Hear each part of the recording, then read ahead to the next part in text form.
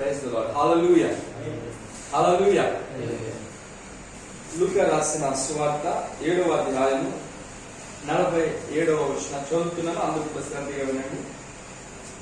ఆమె విస్తారముగా ప్రేమించెను కనుక ఆమె యొక్క విస్తార పాపములు క్షమింపబడినని నీతో చెప్పుచున్నాను. ఎవరికి కొంచెముగా క్షమింపబడునో వారు కొంచెముగా ప్రేమించినని చెప్పి నీ పాపములు క్షమింపబడి ఉన్నవి అని ఆమెతో అనెను. అప్పుడు ఆయనతో కూడా భోజన పట్టిని కూర్చుండిన వారు పాపములు క్షమించుచున్న ఇతడెవడని తమలో తాము అనుకున్న సాగిరి. అందుకైన నీ విశ్వాసం నిన్ను రక్షించెను, సమాధానం గలదానమై వెళ్ళుము అని ఆ స్త్రీతో చెప్పాను. హల్లెలూయా. చిన్న ప్రార్థన చేసుకున్నాం. ప్రేమ కనిపిరాలు కలిగిన మా యేసు ప్రభువా, మరొకసారి నీ పాదాల దగ్గరికి వస్తూ ఉన్నాము. ఈరోజు ఈ 9వ నెల ఆఖరి శుక్రవారం మేమందరం ఈ పాదాల దగ్గరికి చేరి స్తుతించి ఆరాధించి గణపరిచి సాక్ష్యం ఇచ్చే భాగ్యాన్ని ఇచ్చావు. నైనా నీ వాక్కును కూడా వినాలని మేము ఎంతో ఆసక్తిగా సహోదరులు ప్రార్థించగా, నైనా నువ్వు మా మధ్యలోనికి మాతో మాట్లాడడానికి మేము ఆరాధిస్తుండగానే బలమైన ఆత్మతో దిగి వచ్చావు నాయన. అభిషేకంతో గొప్ప ప్రభావంతో దిగి వచ్చి ఉన్నావు నాయన. ఇదిగో నీ మాట కొరికి మేమందరము మరొకసారి అడుగుచి ఉండగా సూటిగా మాతో మీరు మాట్లాడండి. నా మాటలు కాదు నాయన ప్రభువా, నా ఆలోచనలు కాదు, నన్ను వ్యర్థపరచండి. నీ బోరుగా నన్ను వాడుకోనండి నాయన. నాతో మాతో అందరితో ఈ వాక్యాన్ని వింటున్న గ్రూప్ సభ్యులు అందరితో నేను వారి కుటుంబ సభ్యులతో మీరు మాట్లాడమని యేసుక్రీస్తు పరిశుద్ధ నామములో ప్రార్థన చేసి వేడుకుంటున్నాం పరమ తండ్రి. ఆమేన్ ఆమేన్ ఆమేన్ ఆమేన్. పిల్లగా, మరి వీడియో ద్వారా యూట్యూబ్ లో ఉన్నటువంటి సహోదరులు కూడా ఈ సందేశాలు వింటున్నారు. వారికి కూడా హృదయపూర్వకంగా వందనాలు మరొకసారి నేను తెలియపరుస్తున్నాను. ఇక్కడ మనం చదువుకున్న వాక్య లేఖన భాగంలో ప్రభువైన యేసుక్రీస్తు ఒక ఆమెతో మాట్లాడుతున్నారు. అమ్మా, నీ పాపములు క్షమించబడి ఉన్నవని చెప్తున్నారు. పాపాలు క్షమించే అధికారం ఈ లోకంలో ఎవరికైనా ఉందా?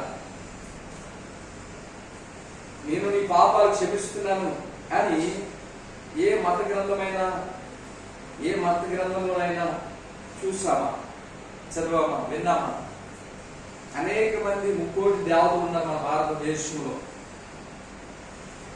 అనేకమైన ముక్కోటి దేవతలు, మనుషుల కంటే మించిపోయిన దేవతలు, దేవుళ్ళు ఉన్నారు. అలాంటి దేవుళ్ళకు ఉన్నటువంటి, నువ్వు నమ్ముకున్నటువంటి దేవుళ్ళలో, నువ్వు మొక్కుతున్నటువంటి దేవుళ్ళలో ఎవరైనా నీ పాపం క్షమించాను అని చెప్పినటువంటి మాట నువ్వు ఎప్పుడైనా విన్నావా? పిల్లలా, పరిశుద్ధ గ్రంథం చాలా శక్తివంతమైనటువంటి జీవము కలిగిన సజీవమైన గ్రంథం బైబిల్ గ్రంథం. ఎందుచేతనంటే బైబిల్ గ్రంథంలో ఏ గ్రంథంలో లేనటువంటి మాటలు, ఏ గ్రంథంలో వినలేనటువంటి మాటలు కేవలం బైబిల్ గ్రంథంలోనే మనం వినగలుగుతాం, చూడగలుగుతాం, తెలుసుకోగలుగుతాం.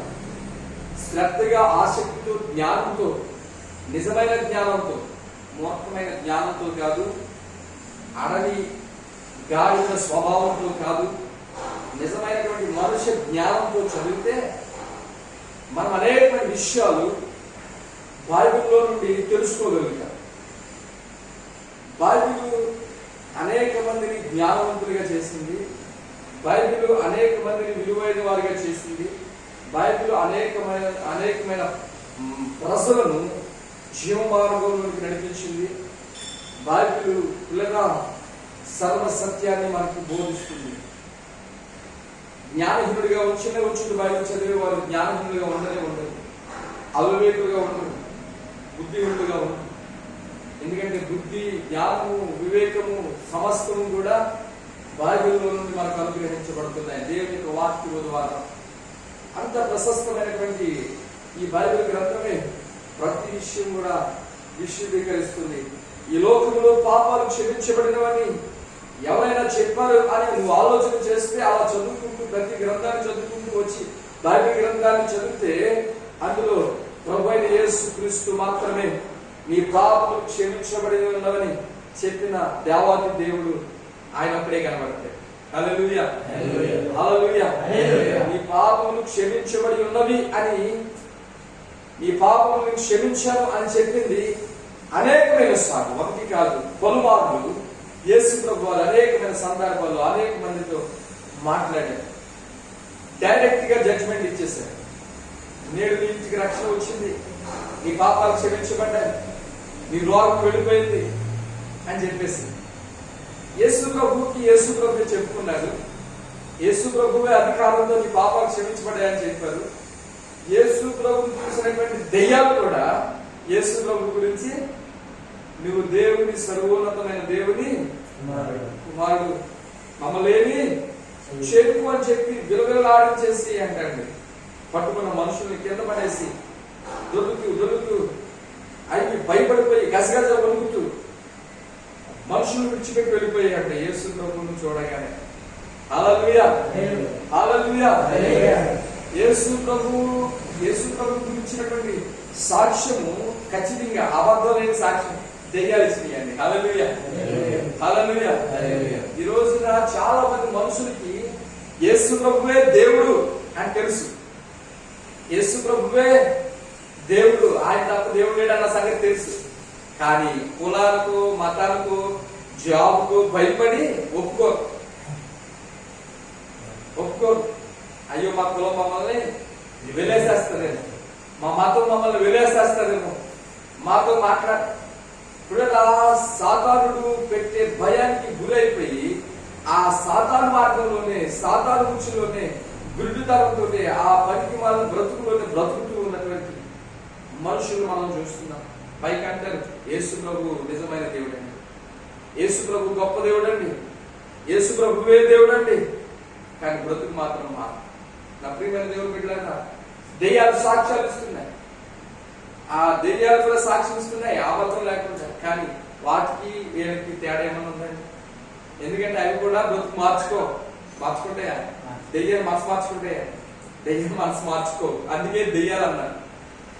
ఈ రోజున సత్యం తెలుసు కూడా బ్రతుకు మార్చుకోకపోతే వాళ్ళు ఎవరండి? సాతానుతో సమానం. సాతానుకి బిడ్డలన్నమాట, సాతానుకి జనకుడు, సాతాను కన్నాడు. అందుకే ఒప్పుకో. సాతాను ఇప్పుడు నిజం చెప్తాడు, కానీ ఆడిష్టపాటు దేవుని బిడ్డగా జీవించడానికి. అప్రియమైన దేవుని బిడ్డరా, యేసు ప్రభు వారు పాపాలు క్షమించే అధికారం కలిగి ఉన్నాడు.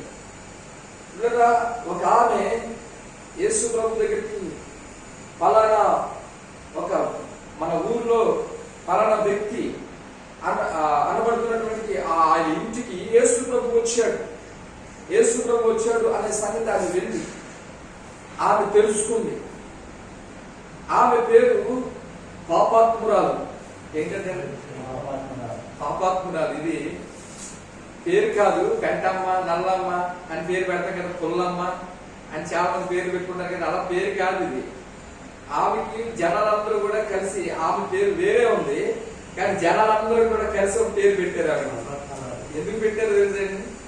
పాపాలు చేస్తుందని. మరి అంత పరిశుద్ధులు మరి అండి. ఎవరు తేరగా దొరికితే వాళ్ళ మీద పడిపోతారు అంతే.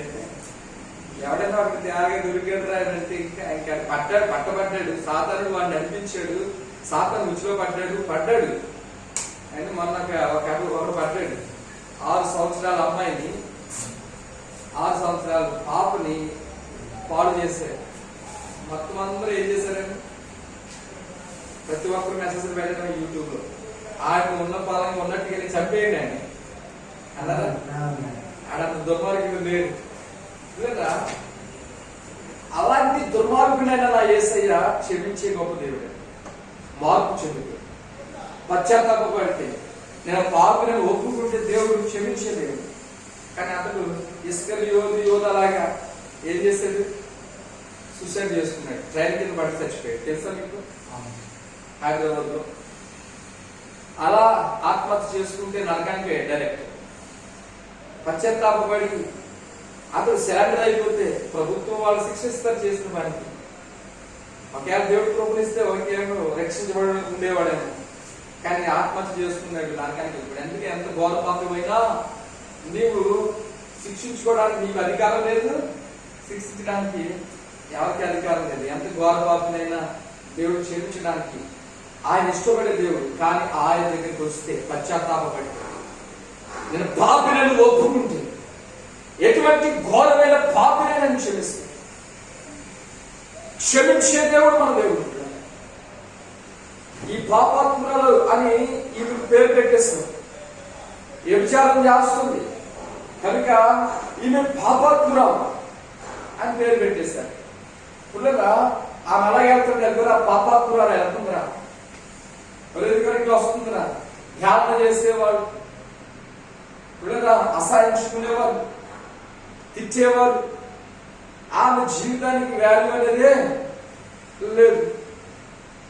చాలా వ్యాధులతో బ్రతుకుతుంది, చాలా చింతతో బ్రతుకుతుంది. నేను ఎందుకు పడ్డాను పాపంలో. ఈ పాపం చేసి ఈ రోజు నేను పాపాత్మురాలని మా ఊర్లో అందరి చేత పిలిపించబడుతూ ఉన్నాను. నా బ్రతుకు ఇలాగ అయిపోయింది ఏంటి?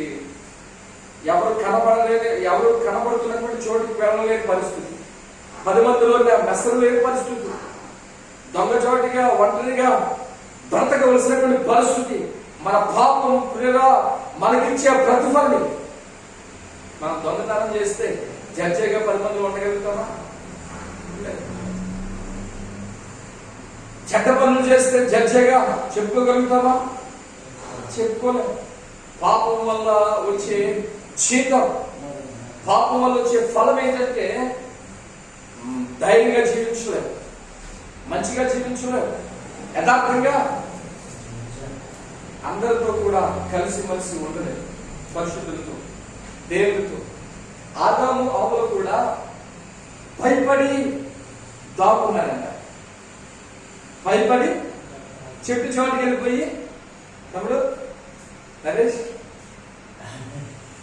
చెట్టు చోటుకి వెళ్ళిపోయి ఏం చేస్తారు? ఆదాము అవ్వలు దాక్కున్నారు. ఎందుకని? తినొద్దన్న పండుగలు తిన్నారు. దేవుడు అన్నాడు ఆ పండుగ తినొద్దు, అది తింటేసి నిశ్చయంగా వీళ్ళు చేస్తారని. అంటే వీళ్ళు బాగానే ఉన్నారు.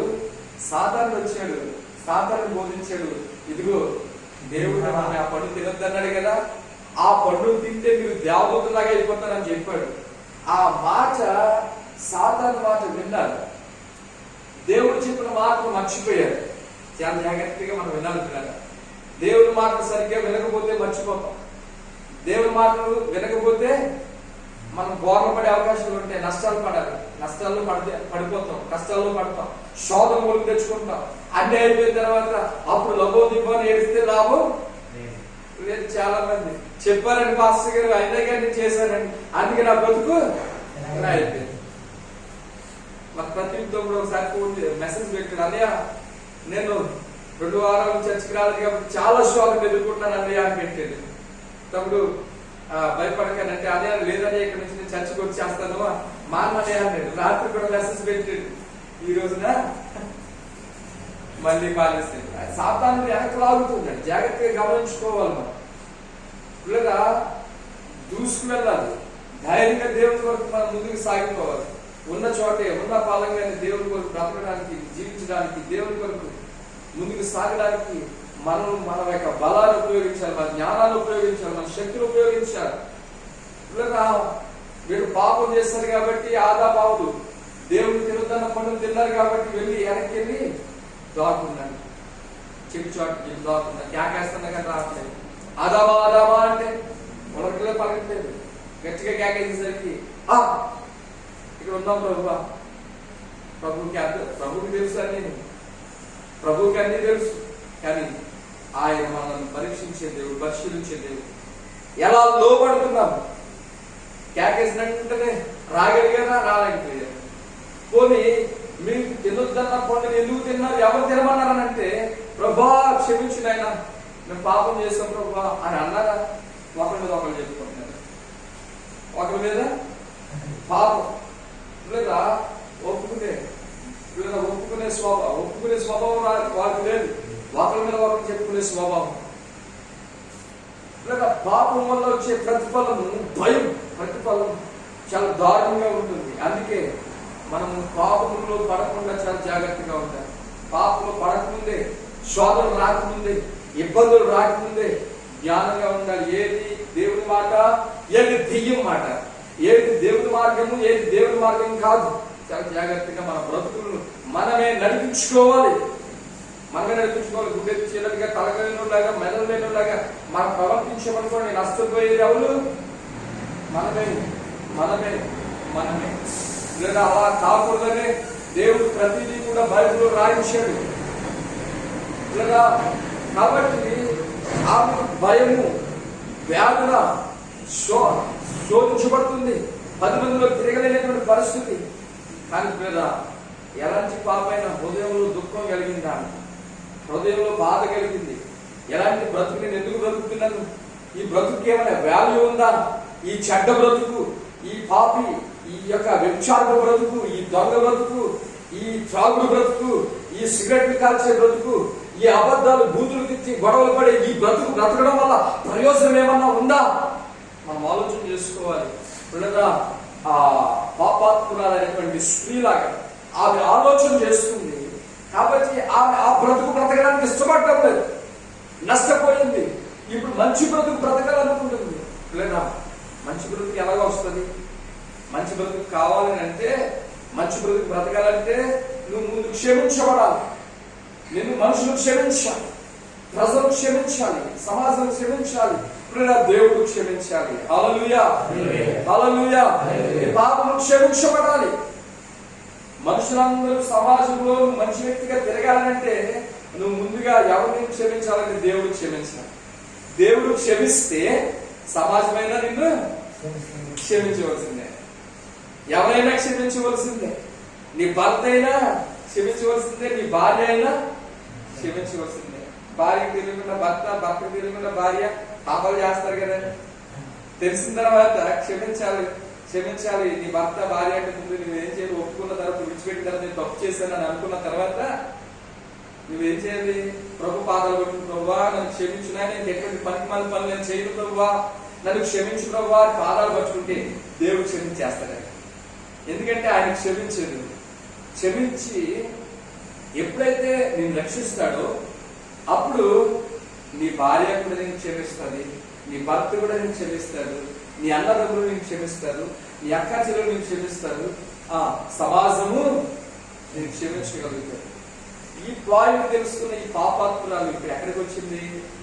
యేసు ప్రభు పలానా సీమోను అనే ఇంటి దగ్గర ఉన్నాడు, ఇప్పుడు ఆయన క్షమించేవాడు, అనేకులు క్షమిస్తున్నాడు, అనేకులు స్వస్థపరుస్తున్నాడు అని ఆయన మా ఊరికి పలానా వ్యక్తి ఇంటికి వచ్చాడు. ఏమైనా ఇంటికి వెళ్ళాలని అనుకుని విన్నది తెలుసుకుని ఎక్కడున్నాడో తెలుసుకుని ఆయన దగ్గరికి నేరుగా వచ్చింది. మామూలుగా రాలేదు. ఎలా వచ్చింది తెలుసా అండి? అత్తరు గుడ్డు తీసుకుని వచ్చింది, సెంటు బాటిల్ తీసుకుని వచ్చింది. సెంటు బాటిల్ చాలా విలువైంది, ఖరీదైంది ఆ రోజుల్లో. ఈ రోజు మన సెంటు బాటిల్ కొనుక్కోవాలంటే 100 dirhams 70 dirhams ఉన్న నూనె ఆడుతాం మనం అయితే. అంటే ఇంకా అప్పుడు ఇంకా డబ్బులు ఇంకెంత రేటు, చాలా విలువైంది, చాలా ఖరీదైంది. అలాంటి ఖరీదైనటువంటి అత్తరు గుడ్డు తీసుకుని వచ్చింది. మామూలుగా రాలే, ఒక ప్రత్యేకమైన ప్లానింగ్ తో వచ్చింది, ఒక ప్రత్యేకమైన ఆశతో వచ్చింది, ఒక ప్రత్యేకమైన కోరికతో యేసు ప్రభు దగ్గరికి వచ్చింది.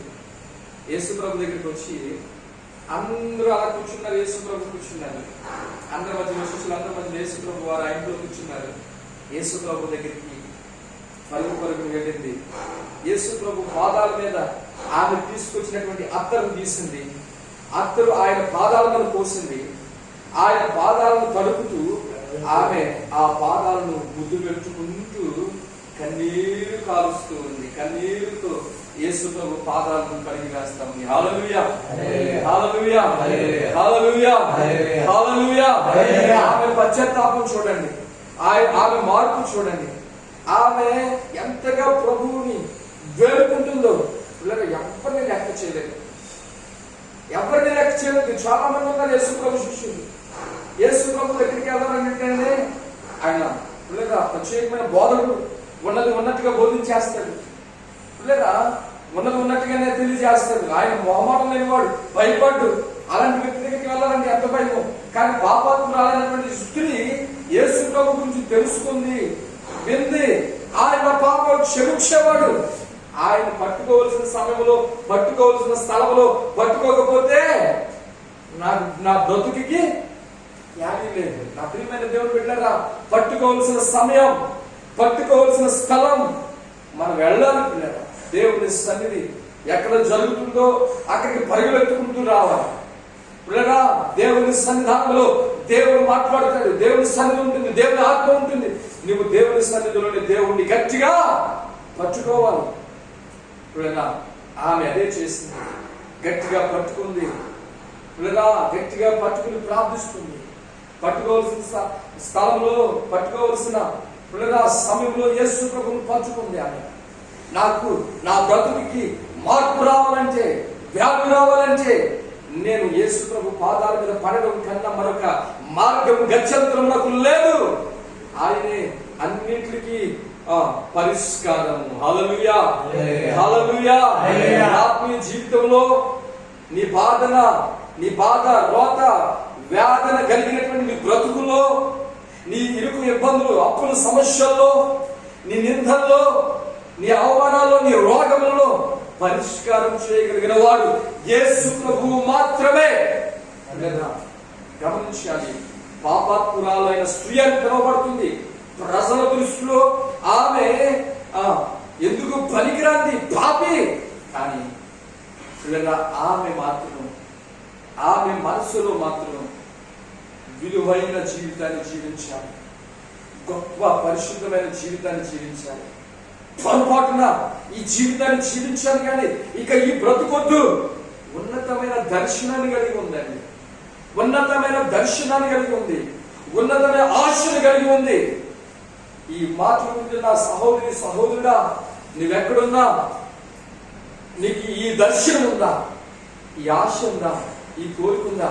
ఎవరిని పట్టించుకోకు, ఏది పట్టించుకోకు. నీ దేవుడి దగ్గరికి నేరుగా వస్తావు, నేరుగా మోకాళ్ళు వేస్తావు, నేరుగా చేతులెత్తి ప్రార్థన చేస్తావు. ఎవరిని పట్టించుకో. ఆ పాస్టర్లుగా, ఈ పాస్టర్లుగా, ఆమెలగా, ఈమెలగా మార్పు చెందిన వాళ్ళు చూస్తారు. ఇవన్నీ కూడా లోకానుసారంగా బ్రతికే వాళ్ళు చూస్తారు. ఇవన్నీ కూడా పిల్లల ఆత్మీయంగా బ్రతకాలనుకునే వాళ్ళు ఇవన్నీ పట్టించుకోరు. ఆమె అక్కడ ఉన్న శిష్యులు పట్టించుకోలేదు. పాపాత్మురాలని పిలుస్తున్నారని, నన్ను పిలుస్తారేమో, నన్ను గెంటేస్తారేమో, నన్ను అసహించుకుంటారేమో అని వాళ్ళు చేసే పనిని పట్టించుకోలేదు. ముందుగా వెళ్ళిపోయింది, పట్టుకుని దొరికింది సందు. ఆమెకి దొరికింది ఛాన్స్, అవకాశం. నేరుగా యేసు ప్రభు పాదాల దగ్గరికి వెళ్ళిపోయింది. ఎవరేమంటారండి? యేసు ప్రభు ఏమనట్లేదు. యేసు ప్రభు పాదాల మీద అద్దరు పూసి కన్నీరు కాచి ముద్దులు పెట్టుకుంటూ ఏడుస్తూ ఉంటే యేసు ప్రభు ఏమనలేదు. మరి వీళ్ళేమంటారు? బాధకుడు ఏమనలేదు అని. ఇప్పుడు ఏమన్నా అన్నామా, బాధకుడు ఏమన్నా అంటాడు అనే భయంతో ఆగిపోయారు. ఆగిపోయి ఇంటికి పిలిచినటువంటి ఆ సీమోను అనబడుతున్నటువంటి వ్యక్తి మాత్రం అనుకుంటున్నాడు మనసులో, ఏంటి ఈవిడేమో ఆ అత్తరకు వచ్చి పాదాల మీద మూసేసి ఏడుస్తూ కన్నీరు కాలుస్తూ ముద్దులు పెట్టుకుందంటే ఆమె ఎటువంటిదో తెలీదా? ఈయనకి తెలీదా? యేసు ప్రభుకి తెలీదా అని అనుకుంటున్నాడు. ఎవరు? యేసు ప్రభుని పిలిచినటువంటి వ్యక్తి. ఆయన ప్రవక్త అయితే ఆయన తెలుసుకోవాలి కదా అండి. బోధకుడికి, పాస్టర్కి ఇటువంటి సమస్యలు. దేవుడు బోధకుడిగా ఉన్నాడు, ప్రవక్తగా ఉన్నాడు.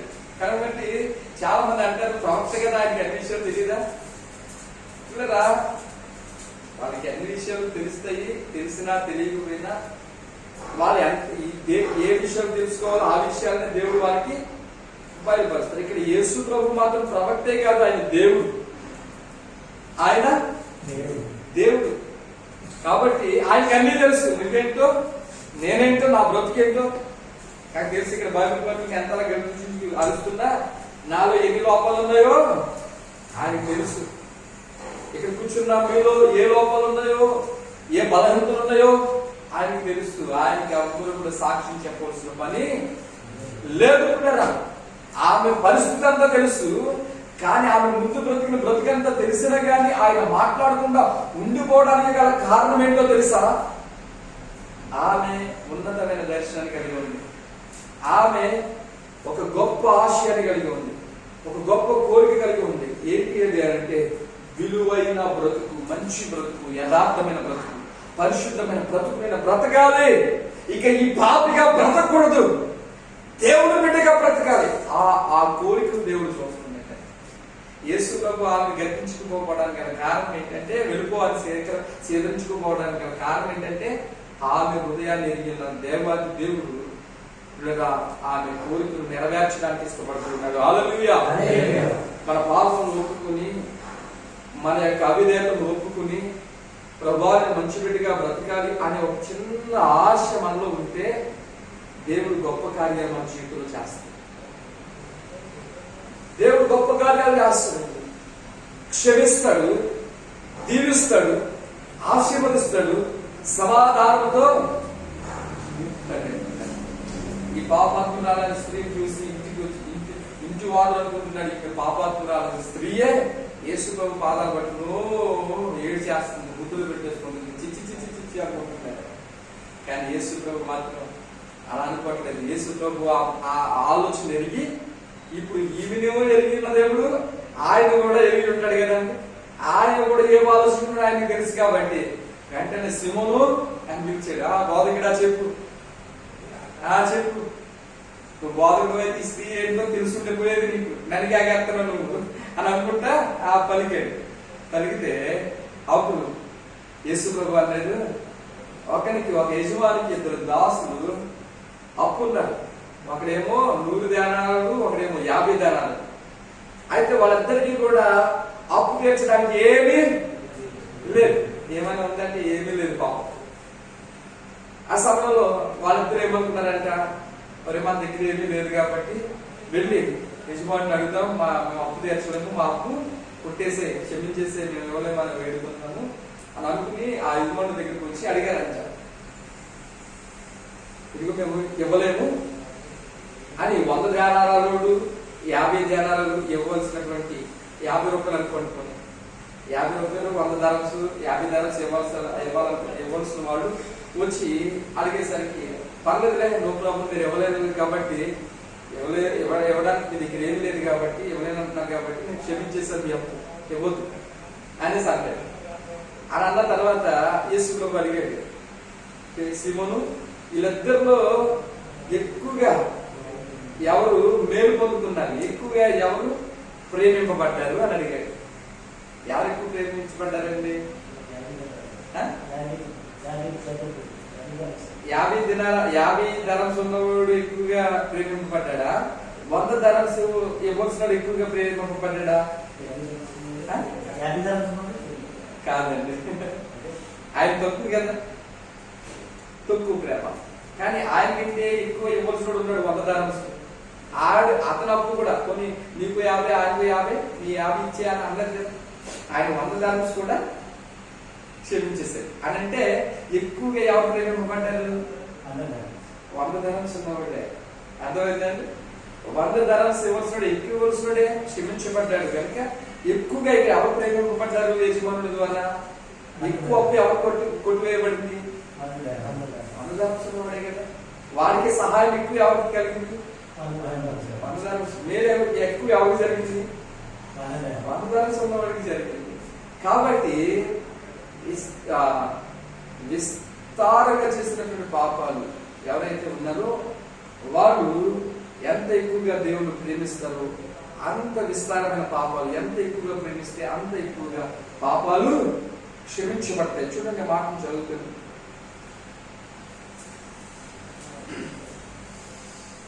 నలభై 3 అందుకు సీమోను, అతడు ఎవరికి ఎక్కువగా ప్రేమించునో వాడే అని నాకు తోచుతున్నదని చెప్పగా ఆయన నువ్వు సరిగ్గా యోచించమని అతనితో చెప్పి ఆ స్త్రీ వైపు తిరిగి సీమోనుతో ఎట్లా ఆ స్త్రీతో ఆమె అలా ఏడుస్తుంది. ఇట్లా చూడండి అమ్మమ్మకి, ఆమె అలా ఏడుస్తుంది. కింద ఉన్న స్త్రీని అలా చూసి మళ్ళీ సీమోనానికి అలా తిరిగి అప్పుడు యేసు ప్రభు మాట్లాడుతున్నాడు. చూడండి ఏం మాట్లాడుతున్నాడు? ఈ స్త్రీని చూచుచున్నావే, నేను నీ ఇంటిలోనికి రాగా నీవు నా పాదములకు నీలియలేదు, కానీ ఈమె తన కన్నీళ్లతో నా పాదమును తడిపి తన వెంట్రుకలతో తుడిచెను. నీవు నన్ను ముద్దు పెట్టుకునలేదు, కానీ నేను లోపలికి వచ్చినప్పటి నుండి ఈమె నా పాదమును ముద్దు పెట్టుకున్నట మానలేదు. నువ్వు నూనెతో నా తల అంటలేదు, కానీ ఈమె నా పాదములకు అత్తరు పూసెను. ఈమె విస్తారముగా ప్రేమించెను గనుక ఈమె యొక్క విస్తార పాపములు క్షమింపబడినని నీతో చెప్పుచున్నాను. ప్రైజ్ ది లార్డ్, హల్లెలూయా. ఈమె ఏం చేస్తుందంటే, ఎందుకు ఈమె విస్తార పాపములు క్షమించబడ్డాయి, ఎందుకు నీ పాపాలు క్షమించబడ్డాయని యేసు ప్రభువు చెప్పారు అని అంటే, ఈమె విస్తారంగా ప్రభుని ప్రేమించింది.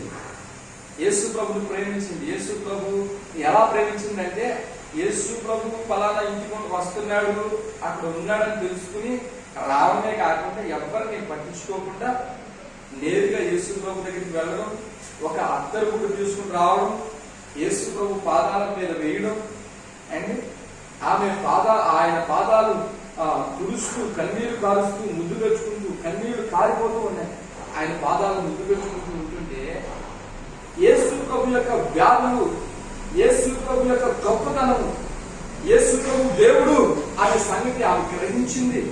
కనుక ఆ గ్రహింపులో ఆమె యేసు ప్రభుని ఎంతగా ప్రేమిస్తుందో ఆ యొక్క కార్యక్రమాల్లో మనకు అర్థమవుతుంది. ముద్దు పెట్టుకునే విధానంలో, లేక ఆ పాదాల మీద కన్నీరు కార్చే ఆ విధానంలో, ఆ అత్తరుగుడు తీసుకొచ్చిన విధానంలో ఎవరిని పట్టించుకోకుండా నేరుగా యేసు ప్రభు దగ్గరికి వెళ్ళడం, ఆ యొక్క విధానంలో మనకి కనబడుతుంది ఏంటంటే యేసు ప్రభుని ఆమె ఎంతగా ప్రేమిస్తుందో. నా ప్రియమైన దేవుని బిడ్డలారా, దేవుని ప్రేమించేవారు ఏమి పట్టించుకోకూడదు, వెనక ముందు చూడకూడదు. నీ ప్రభువునే నువ్వు చూడాలి, పరిస్థితులు పట్టించుకోకూడదు. అమితమైన ప్రేమ దేవుని ఎడల నువ్వు కనుపరచాలి. దేవుడు మనల్ని అమితంగా ప్రేమించాడు. పిల్లగా ఎలా మనం గ్రహించుకోగలుగుతాం, ఎలా నేను చెప్పగలుగుతున్నాను అని అంటే, ఆయన కోట్ల కొలది దేవదూతల చేత ఆరాధించబడే దేవుడు, స్తుతించబడే దేవుడు. ఆయన సింహాసనము అన్ని సింహాసనముల కంటే హెచ్చుగా ఉంది. ఆకాశ మహాకాశాల మీద మహిమా ప్రభావాలతో నింపబడి ఉన్నాడు. అలాంటి గొప్ప దేవుడు కదా ఒక నరమాత్రుడిగా, ఒక నరుని యొక్క శరీరాన్ని ధరించుకుని లోకంలోనికి వచ్చాడు అని అంటే, ఒక సామాన్యమైన వ్యక్తిగా బ్రతికాడు అని అంటే, పిల్లగా దేవుడు నిన్ను నన్ను ఎంతగా ప్రేమించాడో ఆయన త్యాగంలో మనకు కనబడతా ఉంది, ఆయన రాకలో మనకు కనబడతా ఉంది. అంత అద్భుతమైనటువంటి ప్రేమ. ఆయన ఏ మాత్రం కూడా సంచాలత్వం లేకుండా, ఏ మాత్రం కూడా వెలితి లేకుండా, గ్యాప్ లేకుండా దేవుడు మనం ప్రేమిస్తే మనం ప్రభుని ఏ విధంగా ప్రేమిస్తున్నాం. అన్ని చూస్తాం, ఆ పక్కన ఈ పక్కన ఫ్రెండ్ ఉన్నారా, అన్ని పరిస్థితులు చూసుకుంటాం, అందరినీ చూసుకుంటాం.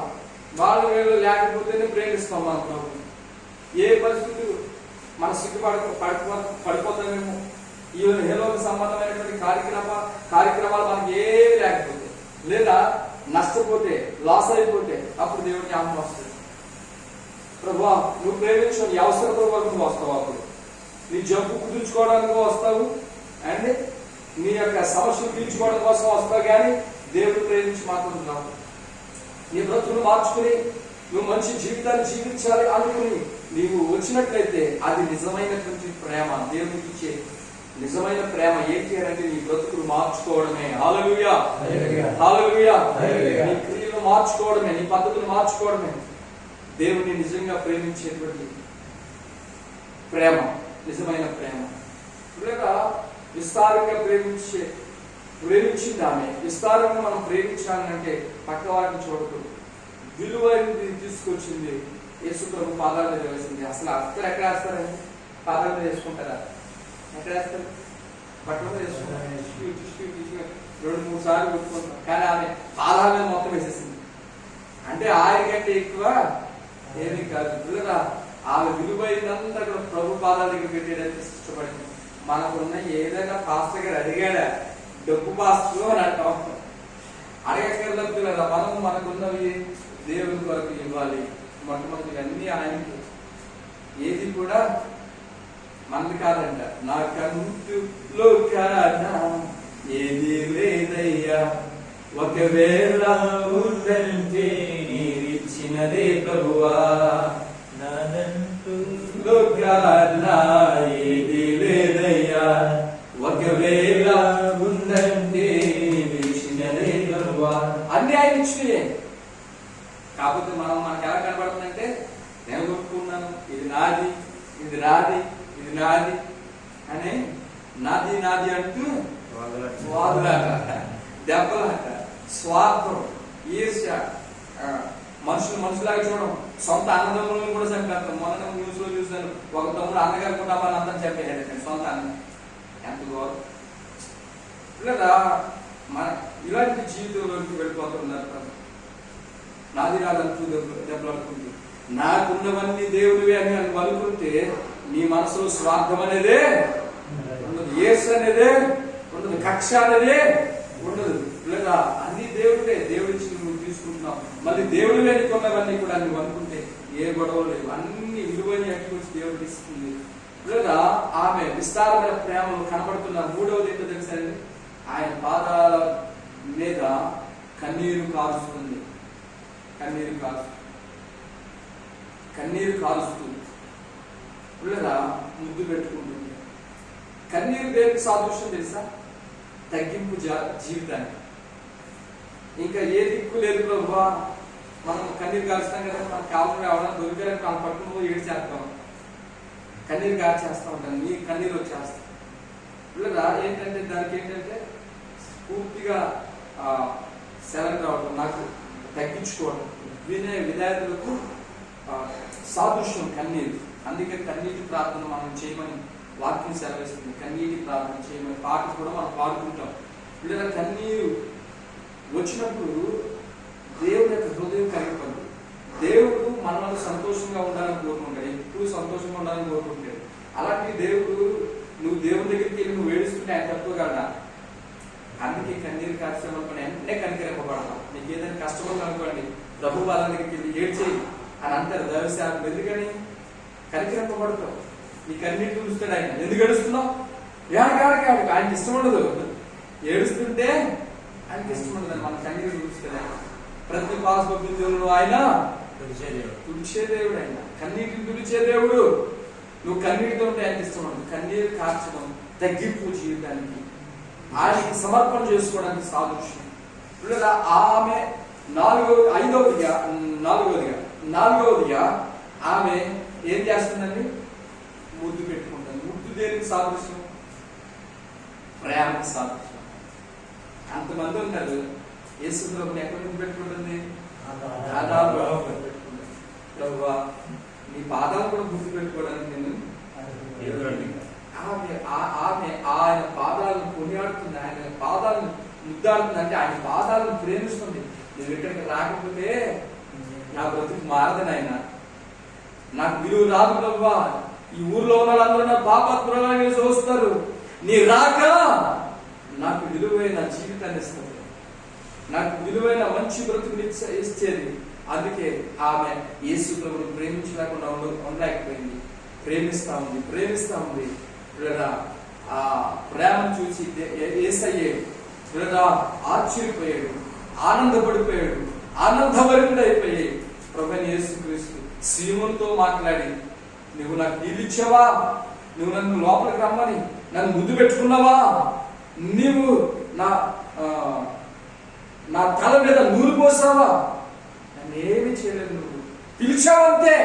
చాలా మంది పిలుస్తున్నారు, పాస్టర్ గారు రండి ప్రార్థన చేయండి. మళ్ళీ ఆయన అక్కడ ఉండడు.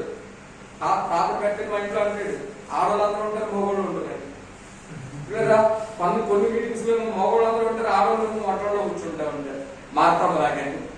లేదా దేవుడిని రమ్మంటాం కానీ మనము పెదాలతోటే, హృదయం అనేది ఉండదు. ఈ సీమోను కూడా రమ్మన్నాడు కానీ యేసు ప్రభుకి ఏ సత్కార్యం చేయలేదు. అంటే దేవుడిని ప్రేమించట్లేదు. అలాంటి జీవితం దేవుడికి ఇష్టం కాదు. నామకార్థమైన జీవితాలు అవి వ్యాసదారులతో కూడిన జీవితాలు. అందుకే అతనికి బుద్ధి వచ్చేలాగా దేవుడు ప్రేమ చక్కగా ఆమె గురించి మాట్లాడుతూ, ఇదిగో ఈమె ఎక్కువగా నన్ను ప్రేమించింది కనుక ఈమెను ఎక్కువగా ద్వేషిస్తున్నా, మీరు పాపాత్మురాలు అనుకుంటున్నారు, ఈమె ఇప్పుడు పరిశుద్ధురాలుగా మార్చబడుతుంది అని చెప్పి, ఇదిగో అమ్మ నీ పాపములన్నీ కూడా క్షమించబడ్డాయి. విస్తారంగా ప్రేమించావు కాబట్టి నీ విస్తార పాపములు నేను క్షమించి వేస్తున్నాను. క్షమించే దేవుడు ఆమె పాపములు క్షమించేశాడు.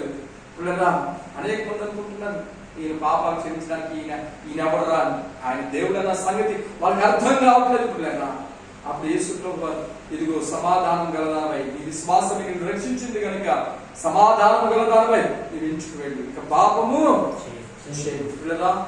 ప్రేమించే దేవుడు మన మధ్యలో ఉంటుండే కానీ, మన మధ్యలోకి వచ్చి ఉంటుండే కానీ, ఆయన ఆరాధన జరుగుతుండే కానీ పట్టుకుందాం గట్టిగా.